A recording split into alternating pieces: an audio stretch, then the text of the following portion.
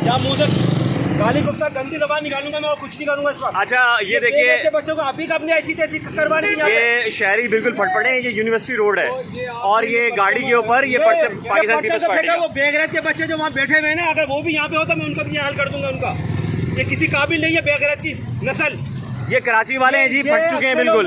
ये कराची वाले फट चुके हैं इस वक्त। पूरे इनकी नस्ल भी बुरी है और इनकी आने वाली नस्लें भी बुरी होंगी। ये झंडा लगा हुआ था, जो तरक्याती काम नहीं करा रहे पीपल्स पार्टी, तो उन्होंने ये झंडे को बोर्ड के जरिए वरना सामने आया तो कीचड़ में घुसा दे खंजीर के बच्चों को। पूरी गद्दारी के बेगैरत के नस्ल की नाम ले लो, वो नस्ल ही बुरी है, उसकी नस्ल से पैदा होने वाले भी बुरे हैं।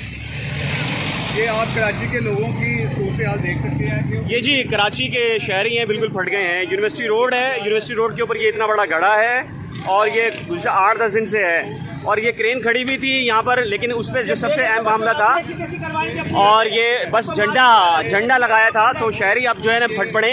अब पीपल्स पार्टी के जो झंडे हैं वो उन्होंने उतार के पानी में फेंक दिए। ये देखिए उनको भी पानी फेंक दूंगा खंजीर के बच्चों को।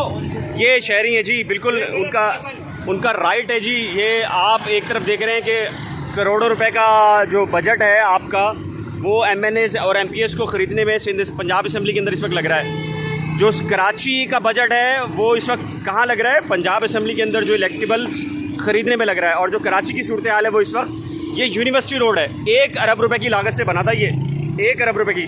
अब हुआ ये है कि 1-2 मिनट पहले एक शहरी आए हैं, उन्होंने इस क्रेन के ऊपर से पीपल्स पार्टी का झंडा उतारा है, फाड़ा है और उसको पानी में फेंक दिया है और कहा है कि अगर कोई लीडर ऐसा नज़र आता तो वो उसके साथ भी ये करते। और ये एक नेचुरल किस्म का एक रद्द अमल है बिल्कुल शहरियों का।